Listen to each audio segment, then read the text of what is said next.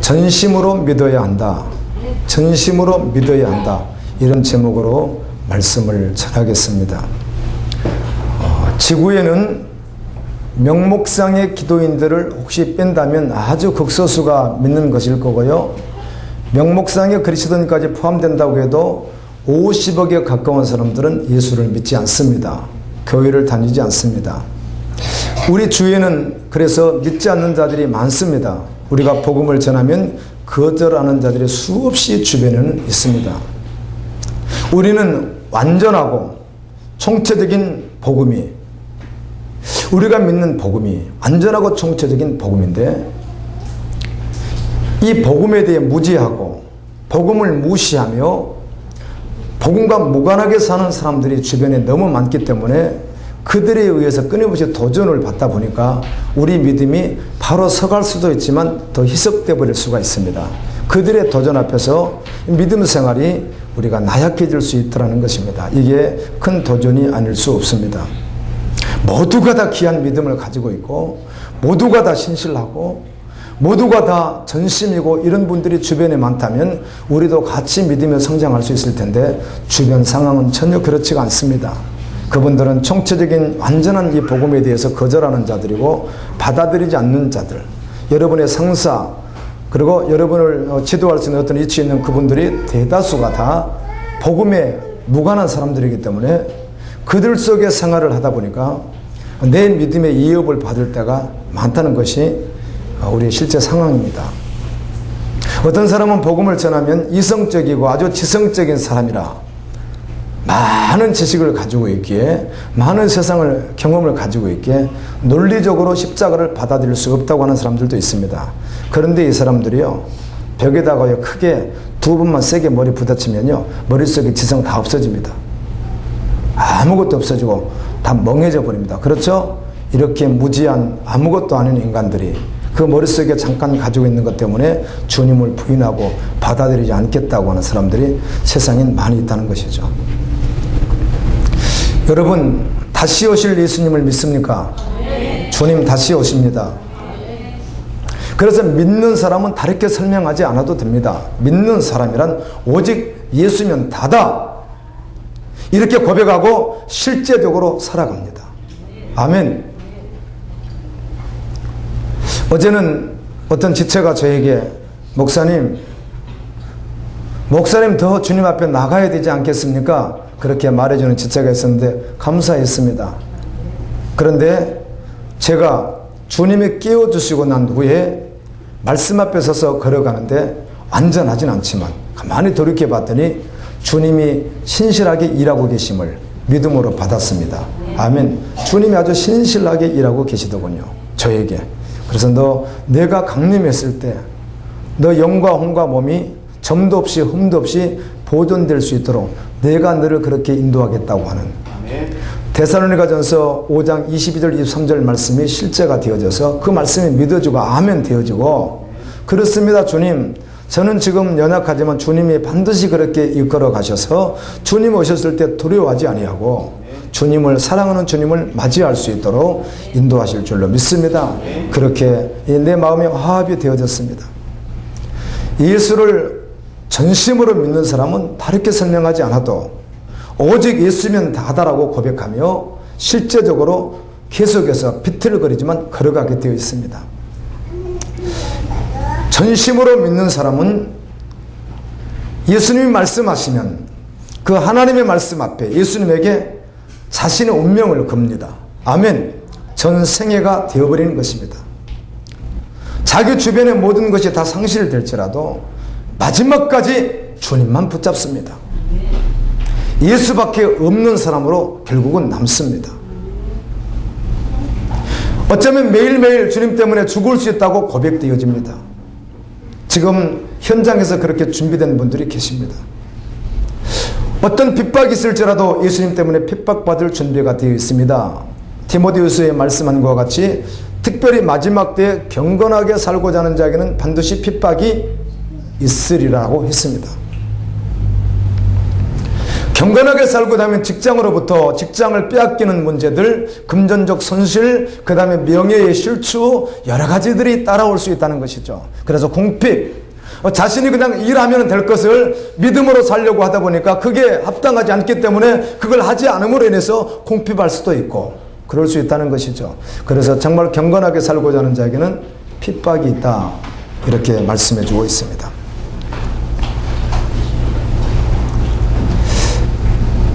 여러분 마음속을 한번 들여다 보십시오.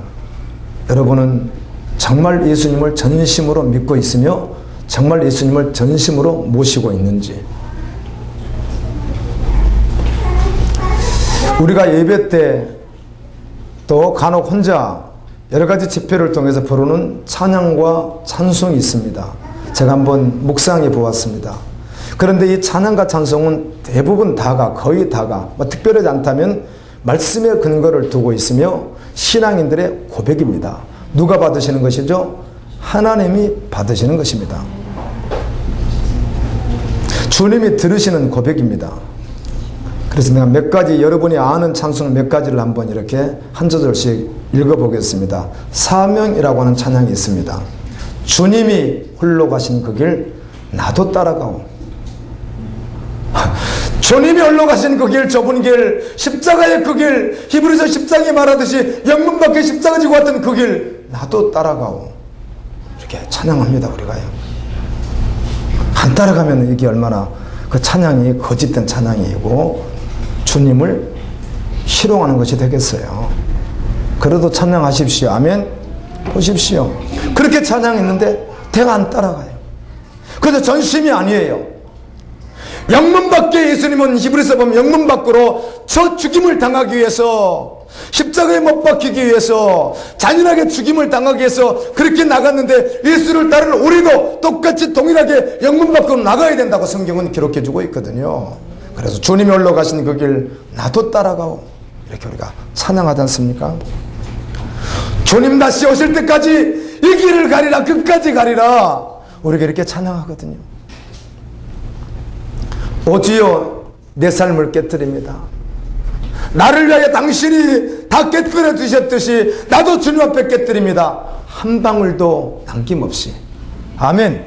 이 한 방울도 남김없이라고 하는 이 가사가 이번 주간에 느헤미야 기도를 하는데 마음에 심금을 울리는 거예요. 한 방울도 남김없이. 주님, 저도 한 방울도 남김없이 내 구주 예수를 더욱 사랑, 내 구주 예수를 더욱 사랑. 아멘. 더욱 내 구주 예수를 사랑한다고 우리가 고백하잖아요. 우리가 이런 많은 찬양들을 부른다고요. 그럼 그 찬양을 주님이 언제 받으시는 것이죠? 실제되어서 부를 때 받으시는 거예요. 아멘. 그런데 고백 따로 삶 따로일 때 이건 주님이 받으실 수 없는 것이죠. 저는 설교자로서 설교를 해야 돼요. 과거에는 그렇지 않았어요. 강단에 서면 내 좋은 모습만 보이면 되고 숨겨진 모습은 전혀 드러내지 않으면 되고 할 수 있으면 설교하면 되는데 지금 그렇게 할 수 없도록 주님이 만드셨어요. 그래서 일주일 동안 삶이 잘못되어 버리면 이게 문제가 심각해져요. 나는 여러분들에게 분명히 고백했어요. 저 이번 주 화요일 날 차박았었다고. 저번 주 그런 이야기를 했었던 것 같아요. 나 그날 하루 동안 완전히 꼬라박았었다고. 근데 그러죠. 정말 영적으로 꼬라박았었으니까 그러는 거예요. 그렇게 꼬라박는 걸 가지고 와서 여기서 맨날 저 월요일 날 꼬라박았습니다. 화요일 날 못된 짓 했습니다. 이때 주님께서 맨날 이러고 있으면 여러분 되겠어요? 안 되는 거 아니에요? 그렇죠? 가면 못에는 할 수 없으니까. 그래서 치열하게 말씀 앞에 서려고 힘쓸 수밖에 없고 말씀과 기도 앞에 설 수밖에 없는 것입니다. 아멘. 찬양도 마찬가지라는 것이죠. 감정으로 부를 수 있는데 그 감정으로 불러서 되는 게 아니죠. 주님이 따라서 주님이 홀로 가신 길 그 길 나도 따라가오. 여러분 실제 됐습니까? 그 고백이 실제 됐느냐는 거예요. 주님이 홀로 가신 그 길 따라가기로 실제 됐느냐고요. 다 내려놓고 명예도 권세도 물질도 마태복음 4장에 보게 되면 사단이 와서 모든 걸 주겠다고, 떡도 주겠다고, 명예도 주겠다고, 돈도 주겠다고 하는 주님은 다 거절했어요. 다 40일 금식하시고 다 거절해버립니다. 아무것도 남는 게 없습니다. 여우도 굴이 있고 새도 깃들 곳이 있지만 나는 머리 들 것도 깃들 것도 없다는 것이에요. 세상에 아무것도 없다는 것이에요. 다 내려놓은 것 아니에요. 그 길 말이에요. 그 따라가겠다고 고백하는데 실제 되었느냐고 한번 여러분에게 말씀드리는 것입니다. 아멘. 실제 되었습니까? 여러분 전심으로 섬기십시오. 열왕기상 14장 8절에 보면 이런 구절이 있습니다. 나라를 다윗의 집에서 찢어내어 내게 주었거늘 너는 내 종 다윗이 내 명령을 지켜 전심으로 나를 따르며 나 보기에 정직한 일만 행한 것 같이 너는 안 했다. 이런 말씀이 있습니다. 다윗은 전심으로 주님을 따랐는데 너는 따르지 아니했다. 이런 말씀을 하시는데요. 여로보암 왕에게 하나님께서 아히야라고 하는 선지자를 통해서 주신 말씀이에요. 여로보암 왕이 있었는데 그의 아들 이름이 아비야입니다. 근데 아비야가 병이 들었는데 백방으로 치료를 원했지만 치료가 되지 않는 거예요. 그런데 선지자 아히야를 찾아가게 되면 엘리사 선지자를 찾아갔던 것과 같이 찾아가면 치료된다는 것이 있었어요. 아, 찾아가면 되겠구나. 그런데 자기 꼴을 보니까 찾아갈 수가 없는 거예요. 우상 숭배를 하고 믿음으로 온전히 살질 않으니까 못 가겠는 거예요. 그래서 그의 아내를 대신 보내면서 그의 아내에게 변장을 하고 주변의 사람들이 알아보지 못하도록 아히야 선지자까지 알아보지 못하도록 변장하고 가라고 했는데 변장한다고 어지간히 못 알아보겠어요. 그런데 이 아히야 선지자가 연세가 많아서 눈이 좀 어두웠거든요. 그러니까 어지간히 변장하고 가면 너를 못 알아볼 것이다. 그리고는 그의 아내를 보내서 자기 아들 아비야의 병을 치료받기 위한 어떤 처방을 받으러 갔는데 하나님께서 벌써 여로보암과 그의 아내가 대화하고 있는 그걸 다 주님 보고 계시잖아요. 바로 그 시점에 바로 아히야 선지자에게 하나님께서 말씀합니다. 아히야야, 조금 후에 여로보암의 아내가 그의 아들 문제로 올 텐데 너 이렇게 말을 전해라. 그 말씀이었어요. 다윗은 전심으로 나 앞에 왔거늘 너는 나에게 전심으로 온 적이 없다. 그러니까 고침받아 못 받아요? 못 받는다. 그래서 다시 돌려보내는, 책망해서 돌려보내는 그런 장면이에요. 우리는 기도하면 응답받는다고 하는데요. 응답인지 아닌지도 전혀 모르고 응답이라고 그래요. 뭘 했는데 뭐가 되지만 이게 응답이라고 자기가 그렇게 하는 것이지 주님하고 상관없는 게 너무 많거든요. 아멘. 그리고 기도한다고 주님이 다 듣지 않으시는 거 아시죠? 기도할 때 주님이 그 기도를 안 들으시려고 고개를 돌리시기도 하고 중간에 구름을 딱 쳐가지고요 아예 상달을 안 되도록 주님이 막아버리는 것들도 많습니다. 근데 우리는 모르고 그냥 하는 거죠.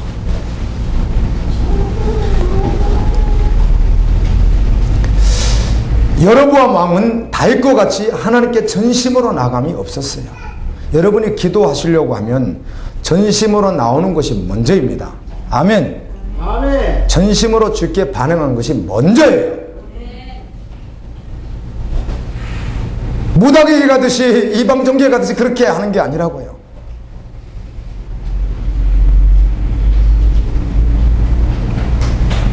전심이 아니라는 것은 하나님 말고 다른 여지를 남겨놓고 있다는 것이에요.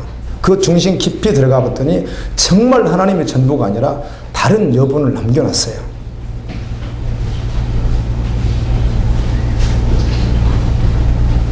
하나님 말씀대로 그대로 하다가는 이게 안 될 것 같거든요. 아니, 하나님 말씀대로 그대로 직장에서 해요. 하나님 말씀대로 그대로 사업을 해요.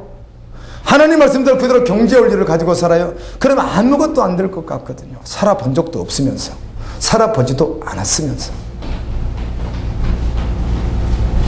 아무것도 안 될 것 같거든요. 살아본 적이 없으니까 믿음으로. 그래서 여지를 남겨놓고 자기가 계획을 통박 굴려서 계획을 세운다는 거예요. 노후는 어떻게, 앞으로 1년 계획은 어떻게, 이걸 다 자기가 한다는 것이죠. 그런데 사실 이 말씀 받는데 쉽지 않는 말씀이에요. 아멘. 아멘. 이 말씀이 여러분에게 실제되기까지는 그게 쉬운 말씀이 아니라고요. 이 말씀이 실제가 되려면 말씀 그대로 살면 안 될 것 같다는 것이 믿어지는 게 아니라 주님이면 충분하다고 이렇게 반전이 되려면 여러분이 십자가에서 죽었을 때만 가능해요. 조금만 살아있어도 안 되는 것이에요. 그래도 저도 역시 그 말씀을 지향하기에 전할 수밖에 없어서 전하는 것이지 사실은 여러분에게 너무 어려운 말이에요. 제가 봤을 땐 여러분이 살아본 경험들이 없단 말이에요. 그렇게는요. 안 살아봤단 말이에요. 그게 믿음이라고요. 아멘. 그게 믿음이에요.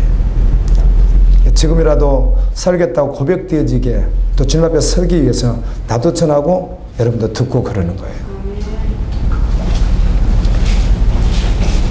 그래서 항상 자기가 따로 무엇인가 준비해야만 되는 거예요.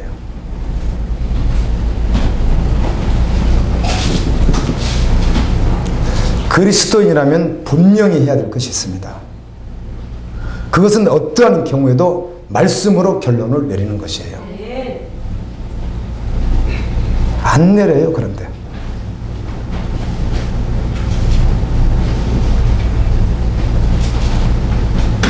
여러분, 하나님의 말씀이 얼마나 명확합니까? 하나님 말씀이 얼마나 완전합니까? 하나님 말씀이 불안합니까? 하나님 말씀을 붙들고 살면 안 될 것 같습니까? 하나님 말씀을 붙들고 살면 뭔가 큰일이 날 것 같습니까? 어림도 없는 소리요. 하나님 말씀을 붙들고 살아야 되는 것이에요. 아멘. 실제가 되어서. 그 하나님 말씀 앞에서 갈등할 이유가 하나도 없어요. 말씀하시면 그냥 순종하는 거예요. 말씀을 따르는 거예요. 그래서 주님은 흔들리지 말라는 거예요. 하나님의 말씀을 받고 넘어지는 자가 되어서는 안 됩니다. 지금 전심으로 서라고 하잖아요. 전심으로.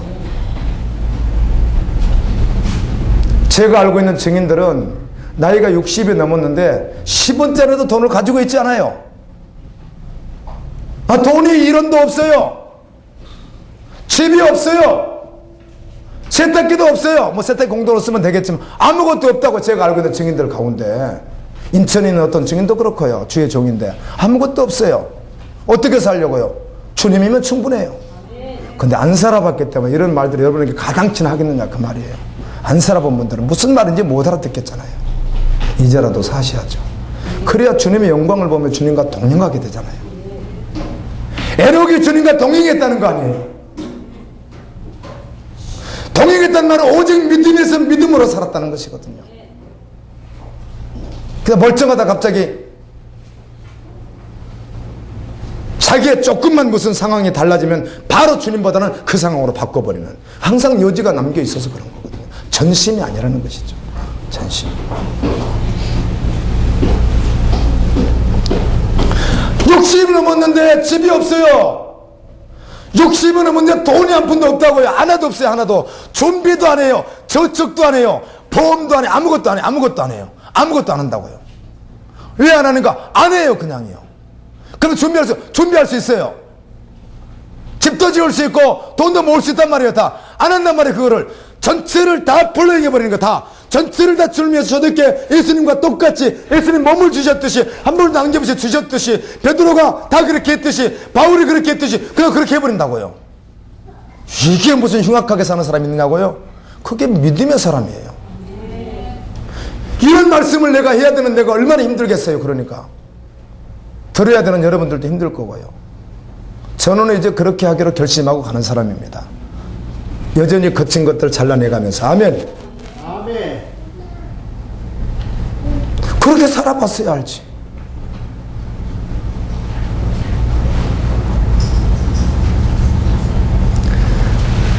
(70개) 팀이 7, 8에 오시려고 한 약 600여 명이 움직입니다. 600여 명이 해외로 갈 때 쓰고 남는 돈이 있습니다. 그걸 다 모읍니다. 그걸 쓰고 남은 돈을 모으게 되면 그걸 바로 다 전 세계 주님 나라 필요한 곳에 다 바로 보내버립니다. 남겨놓지 않습니다. 그거를 싹 보내버립니다.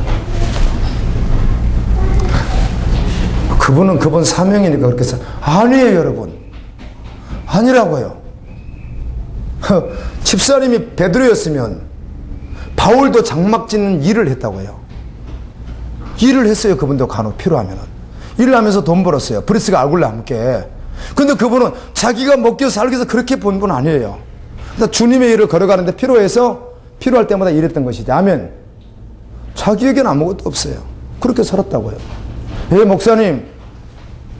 그건 베드로나 바울이나 살지 저에게 그렇게 어려운 말씀을 해서 저를 힘들게 합니까? 어림도 없는 소리요. 어디서 이렇게 들어본 적이 별로 없으니까. 갈보리교 목사님 좀 괴짜야. 도대체 어떻게 살아라는 말이에요? 어떻게? 여러분이 지금 침대, 죽음의 침대 지금 누워있다고 생각해 보세요.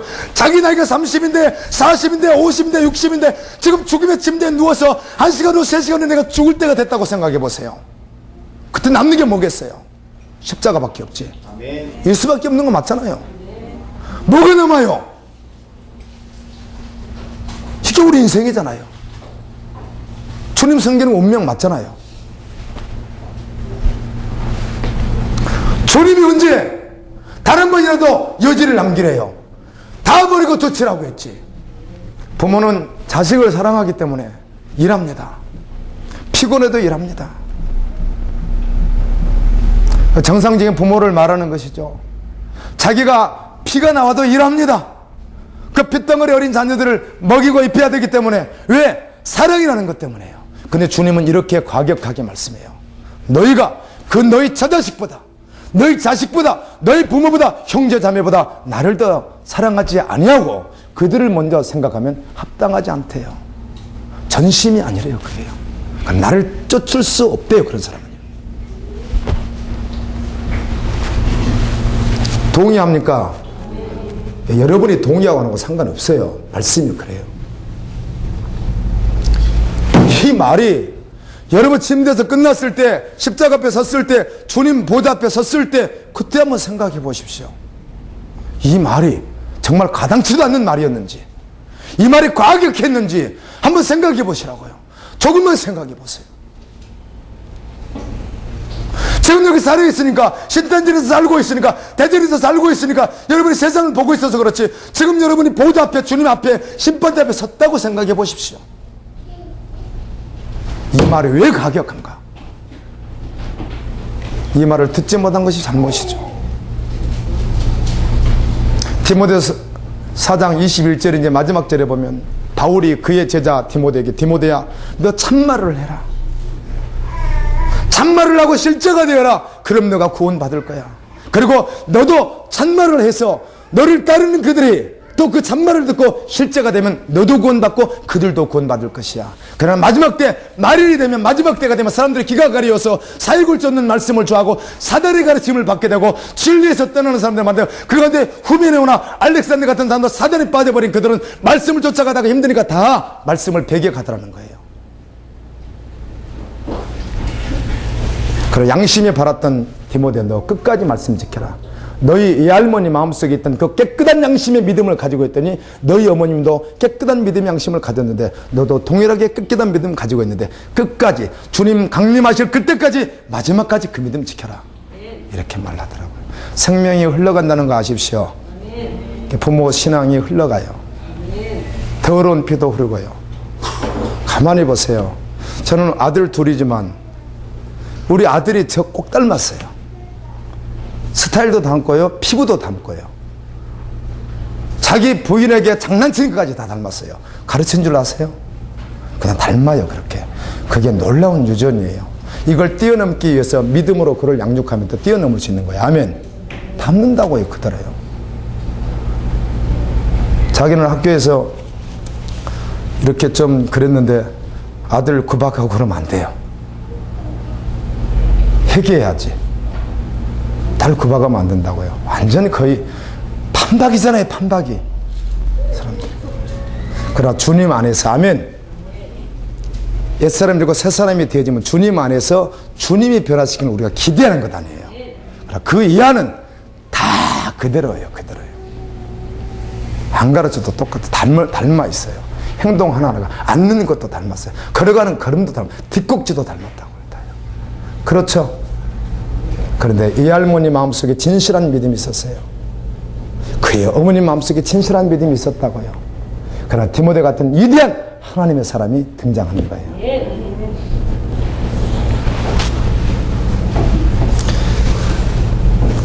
여러분, 죽음의 침상에 누울 때가 오는 거 맞죠? 저 보십시오. 오는 거 맞나요? 맞습니다, 여러분. 반드시 옵니다. 주님 앞에 설 날이 반드시 옵니다. 그래 치열하게 서야 됩니다.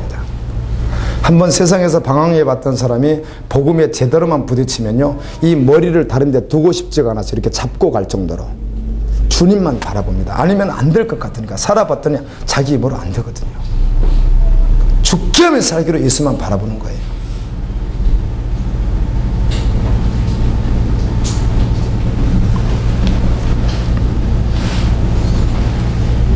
하나님의 말씀이 진리입니다. 그 진리를 힘있게 붙잡아야 될 줄로 믿습니다. 사자가 먹이를 확 움켜쥐는 것처럼.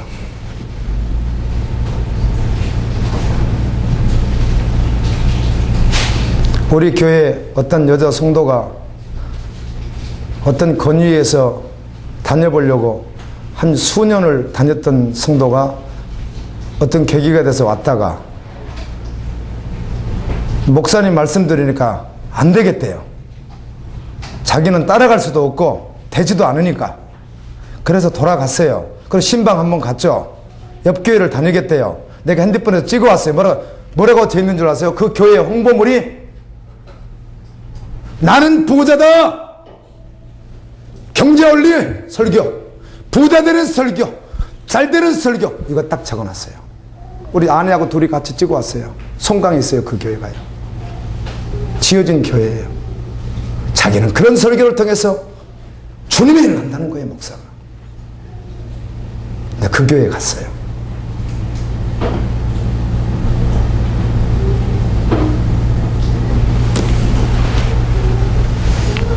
제가 과격한 생각을 할 때가 있다고요. 과격한 생각. 그런데 그렇게 생각하면 안 되는 건 당연한 줄 알았는데 과격한 생각. 그게 뭐냐? 나도 전심이 되고 전심이 된 사람들하고만 한번 공동체 생활 해볼까? 우리 교인들 말이에요. 아멘. 가능할까? 그런 생각을 해볼 때가 있어요. 전심이 아닌 사람들과 함께 믿음 생활을 한다는 게 얼마나 힘들고 괴로운지 몰라요. 전에는 그런 적이 없었거든요. 그럼 너무너무 힘들 때가 많아요. 상처를 받아요. 전심이 됐으면 좋겠다. 주님 살아계셨으면 좋겠다. 아멘.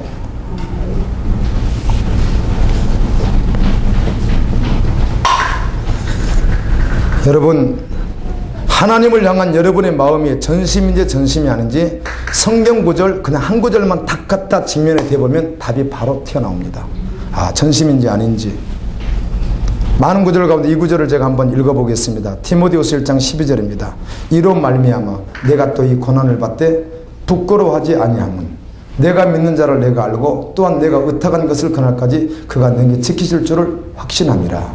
이 구절 가운데 내가 복음을 위해서 다 버리고 사는데, 배설물처럼 버리고 사는데 내가 믿는 자를 내가 안다는 것이에요.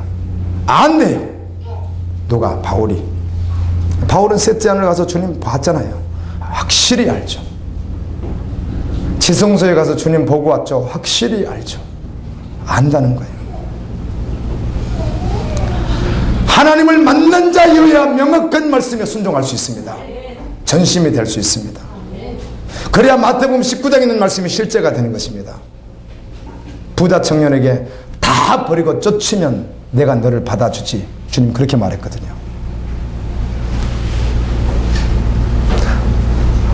이 말씀을 듣고 여러분이 걸러 넘어질까 봐 제가 부연 설명을 하게 되네요. 예수님의 살과 피를 먹는 것이 복음 맞죠? 그래 배탈을 할 수 있잖아요. 왜? 못하면 배탈이 난다는 것이죠. 배탈 나면 안 되는 것이죠. 믿음으로 계속 살아왔더라면, 저 보세요. 살아왔다면 주님이 책임지고 계시는구나. 아멘. 이 땅에서부터 영원한 아버지 나라까지 완전 장치를 해놓으시고 완벽하게 준비하시고 하시는구나. 믿음으로 살아왔기 때문에 그게 체험되어져 있고, 그래서 앞으로도 그렇게 신실하니까 마지막까지 지키실 줄을 믿게 될 텐데, 안 살아봤단 말이에요. 안 살아봤는데 오늘 목사님 이곳에 와서 그냥 강하게 그렇게 살라고 하니까, 안 살아봤는데, 그거 어떡하란 말이야, 나에게. 이렇게 된다는 것이죠. 그래서 제가 할 수 있는 게 아니라 하나님이 해 주셔야만 됩니다. 아멘. 내가 할 수 있는 게 아니잖아요. 하나님께서 여러분을 그렇게 해 주셨을 때 가능하죠. 다 자기가 사는 것이죠. 자기 통박으로 자기 수준만큼 사는 거예요. 주님께서 하셔야 되는데.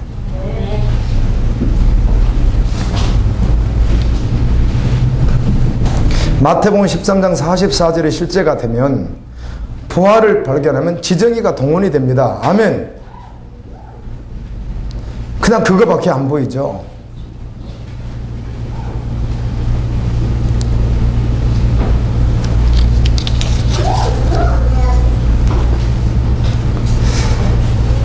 선한 양심을 가진 디모데, 거짓이 없는 믿음의 사람. 또 반면에 신기하게 이번 주간에 우리가 디모데 전서 후서를 말씀 기도를 했잖아요. 거기 여러분 읽어보셨고 말씀 묵상을 하셨지만 그 가운데 이런 것들이 있어요. 믿음의 사람과 믿음으로 살다가 핵심 그룹이라 핵심 멤버예요. 많은 아시아에 있었던 사람들이 다 주님을 배반하고 세속이 됐다는 것이죠. 그러면 그 말은 다 교회를 떠났다는 말이 아니라 교회 안에 있는 사람도 있고 떠난 사람도 있겠죠. 그런데 그 가운데 대표적인 사람이 알렉산더 후메네오, 몇 사람이나 4사람 정도 이름이 기록되어 있는데 이들은 어떤 사람이라는 거죠? 오늘날 말하면 장로, 권사 그들이다 그 말이죠. 예를 들면 부목사 뭐 이런 사람들이라는 것이죠. 많은 사람들이 변질됐는데 그들의 대표니까 그들이 이렇게 변질된 사람이 있고 끝까지 믿음으로 사는 사람이 있다는 거예요. 그 오네시모로 같은 사람 끝까지 믿음으로 살게 바울이 감동을 받고 하나님 그 오네시모로의 가정 가운데 주의 은총을 내려달라고 간절히 기도하는 그런 기도가 있죠.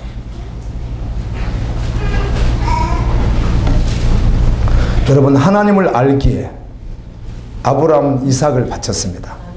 아멘. 하나님을 알기에 이삭을 바쳤다고요. 노아는 하나님을 알기에 방주를 산 위에 지었습니다. 끝까지 지었습니다. 이 노아 방주에 대해서는요 이야기하면 참 정말 어려워요. 120년 동안 미친 짓을 한 거예요. 그러니까 노아가 비가 안 오고 하나님 말씀이 실제가 아니었으면 미친 짓을 한 것이에요. 제정신이 아닌 사람이에요. 그런데 하나님 말씀이 실제였거든요. 여러분의 죽음이 실제예요. 아멘. 여러분 죽는다고요. 어제는 제가 그 기독교 사이트에 좋은 동영상이 올라와 있어요. 기독교 사이트. 그래서 한 몇 주 동안 한번 이번에 마지막 때까지 또 한 번 더 볼 기회가 있었어요. 잠깐 볼 기회가 있었는데 백세에 대한 문제가 나왔더라고요. 백세. 어떤 목사님도 저에게 카톡으로 보내왔어요. 백세의 불행함 이걸 이제 보낸 거예요. 백세 행복함인데 불행함이 뭐냐?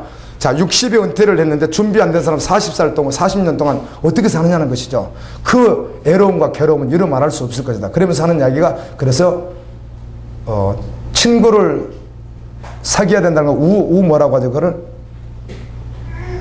우테크.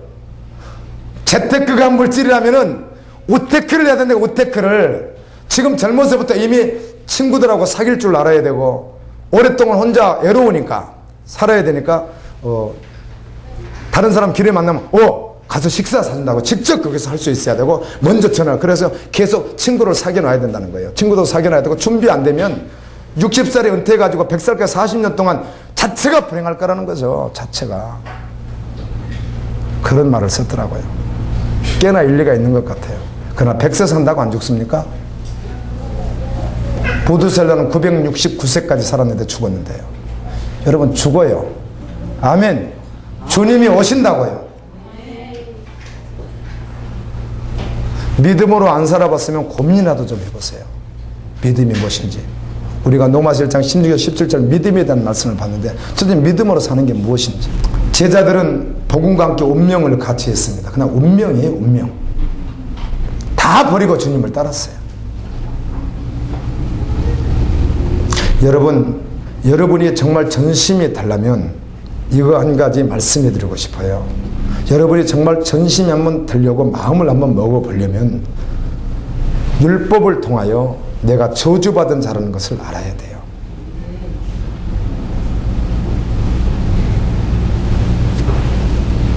지옥문 앞에 내가 서 있다고 생각해야 된다고요. 지금요. 내가 지옥문 앞에 서 있어요. 그럼 내가 지옥에 이제 들어가는 것이죠. 여러분이 내가 지옥 뚜껑을 받고 있다는 것을 알아야 돼요. 혹시 주님께서 강림하셔서 데려갈 때 내가 남겨진 자가 된다는 걸 생각을 한번 해봐야 된다는 거예요. 멸을 갈고 있던 두 여인이 하나는 데려감을 당하고 하나는 남겨둠을 당했습니다. 내가 남겨둠을 당할 자면 어떨까 한번 생각해봐야 된다는 거예요. 잠을 자던 두 사람이 한 사람은 데려감을 당하고 한 사람은 버리둠을 당해요. 5처녀는 들어가고 5처녀는 들어가지 못해요.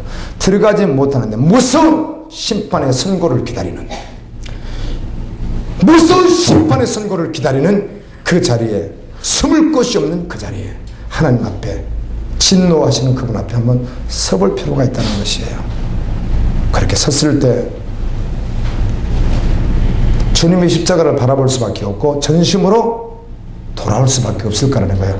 타협의 여지가 있을 수 없다는 것이죠. 어떤 여지를 남겨놓을 이유가 없다는 것이죠. 오직 예수밖에 보이지 않을 것이라는 거예요. 여러분, 다시요. 여러분이 지금 죽음의 침대에 누워 있다고 생각해 보세요. 제가 누워 있습니다. 지금 이제 죽습니다. 이제 누워 있습니다. 잠시 후에 얼마 떠날 것입니다. 그때 무엇을 생각하겠냐고요. 무엇을 주목하시겠어요? 예수님이죠.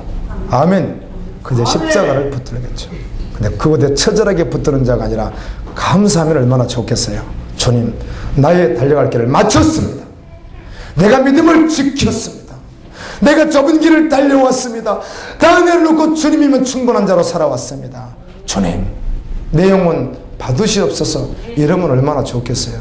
근데 그 자리에서 내 정체성이 확립되지 않아서 내가 어디 갈 것인가 이렇게 고민하면 얼마나 처절해지겠어요.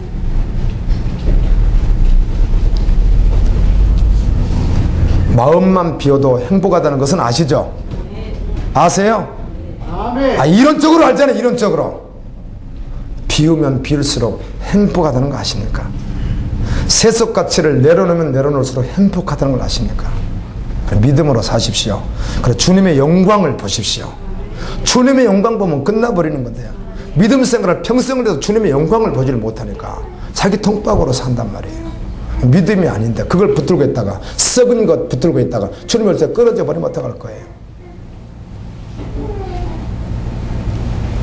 요한계시록을 보면 무엇 떨어지듯이 선과 실 떨어지듯이, 그 말은 익은 줄 알았더니 마지막 주님 심판 때문에 나무에 달려있어요. 모양을 다 갖추고 있으니까. 그런데 떨어져 버리는 거예요. 하나님 말씀 듣고 핑계대지 않아야 합니다. 변명할 필요도 없습니다. 그냥 엎드리면 됩니다. 전심으로 반응하면 됩니다. 그래서 이 말이 굉장히 일리가 있는 것 같아요. 하나님이 꺾어주지 않는다면, 우리는 정말 전심이 되려면 꺾어진 다리와 부러진 날개가 있어야, 그 말은 나로서는 아무것도 할 수 없는 상황이 와야, 절망적인 상황이 와야 그때 비로소 운명을 주님께 걸지 않을까. 그런데 주님께 운명을 걸지 않아도 내가 할 수 있단 말이죠. 그러니까 바로 못 선다는 것이죠. 부부가 있는데 자기 간이라도 꺼내서 줄 만큼 사랑하는 아내가 있습니다. 그런데 믿음으로 서지 못한 사람이 그 아내가 백혈병에 걸린다든지, 어떤 암에 걸려서 시한분생이 되었을 때 그때 처음에는 원망할 수도 있으나 믿는 자였다면 정말 전심으로 주님 앞에 눈물로 통곡하며 서보지 않겠어요? 아멘. 주님, 아무것도 필요 없습니다. 뭐가 필요하겠어요? 돈이 필요하겠어요? 집이 명예가 뭐가 필요하겠어요? 아무것도 필요하지 않습니다. 주님밖에 없습니다. 아내를 주님 손에, 그러지 않겠느냐 그 말이에요. 이게 꺾어진 날개야 부러진 다리가 제대로 한번 되어봐야 주님 앞에 설 수 있을 것이라는 거예요. 그러기 전에 십자가의 복을 만나면 얼마나 좋겠습니까? 터가 움직일 때란 말은, 자, 유리창이 깨져요. 집에 구멍이 좀 나요. 뭐가 좀 다리가 다쳤어요. 이건 뭐 고치면 되고 치료하면 되는 거죠. 그런데 터가 움직여버린다는 말은 근본적으로 그 집이 밑에서부터 땅이 막 움직여버릴 때는 이것도 감당이 안 되는 거 아니에요. 움직여서 끝나버리면 또 내 몸도 마찬가지죠. 뭐 조금 아프고 다치고 치료하면 되는데 이제 죽을 병이 걸리면 터가 완전히 무너지는 거 아니에요. 그 터가 무너졌을 때, 아멘. 터가 안 들리다가 무너졌을 때 전심이 아니었던 사람은 인생을 후회하지 않겠어요? 운명을 주님에게 걸지 않았으니까. 그때가 온다고요. 그때가 주님 오신다고요. 7년 뒤에 할 날이 있다고요. 여러분이 그 앞에 설 날이 무엇지 않아서 온다고요. 저는 그걸 알면서 끊임없이 영적 전투를 하면서도 아직도 전심으로 가지 않으려고 하는 이 흉악한 내 육체와 마음을 주님께 계속 붙들어 밀려고 힘씁니다. 기도하기도 그렇게 싫어하고 기도의 자리를 그렇게도 싫어했던 나. 그런데 주님이 이제는 너 그러지 말라고 그냥 아주 목을 잡아다 끌어서 앉혀놓는 것처럼 주님이 해주신 게 생각에 너무 감사한 거예요. 주님이 하셨습니다. 주님이 하신 것이죠. 내가 나도 아닌 열방을 위해서 그래서 10시간 이상씩 하루에 기도를 한다?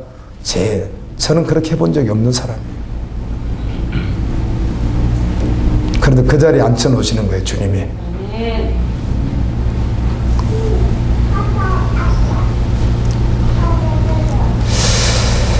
말씀을 맺겠습니다. 여러분, 우리는 지금 치열한 영적 전투의 현장에 있다는 것을 아십시오. 그런데 영적 전투는 하나님이 우리를 그 전쟁으로 부르신 것이에요. 할렐루야. 믿지 않는 자는 할 필요가 없으니까 하나님이 부르셨다고요. 하나님이 부르셨으면 영적 전투의 원리가 분명해요. 그게 뭔지 아세요? 전쟁의 승패는 누구에게 있다? 하나님에게 있다는 거예요. 그럼 우리가 할 일은 뭐밖에 없어요? 전심의 믿음을 갖는 것밖에 없어요. 여리고성이 무너졌죠. 이게 지들이 했어요. 모세가 아말렉 전투에서 여호수아를 통해서 승리하죠. 자기들이 이겼어요. 누가 하신 것이죠? 철저하게 주님이 하셨잖아요. 이게 영적 전투의 믿음이기 때문에 마지막 순간까지 주님만 붙는 거예요. 그게 전쟁에서 이기는 원리라고요. 원리. 제가 이번에 그 말씀 묵상하다가 여러분 같이 묵상했습니다는 말씀 묵상하다가 모세가 죽은 후에 이 구절에 딱 주님 마음 주시는 거예요. 모세가 죽은 후에. 모세가 죽으니까 여호수아가 불안하잖아요. 모세가 죽은 후에 이 구절이 나에게 어떻게 와닿는가? 난 아무것도 아니야. 너 지금 나이가 55세인데 너 이러는 것도 별로 없지. 너 좀 그렇지. 뭔가 보이는 거 막 쫓아가고 싶지. 뭔가 하고 싶지. 그런 유혹을 막 주거든요. 그런데 아니에요. 주님. 다 죽었어도 다 없어져도 하루를 살아도 열흘을 살아도 1년을 살아도 10년을 살아도 예수님과 함께하면 충분해요. 아멘. 이제라도 다른 거 구하지 않겠어요.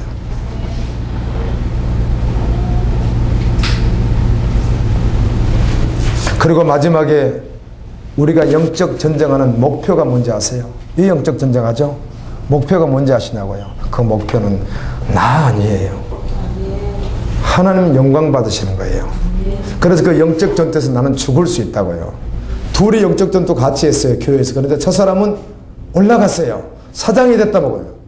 저 사람은 빌딩을 소유하게 됐어요. 근데 나랑 같은 영적 진짜 전심으로 섰는데 나는 바닥으로 내려갔어요. 상관없어요. 전혀 상관이 없어요. 아멘. 아멘. 차라리 오히려 세상에서 얻었으면 하늘에 상급이 없을 수가 있잖아요.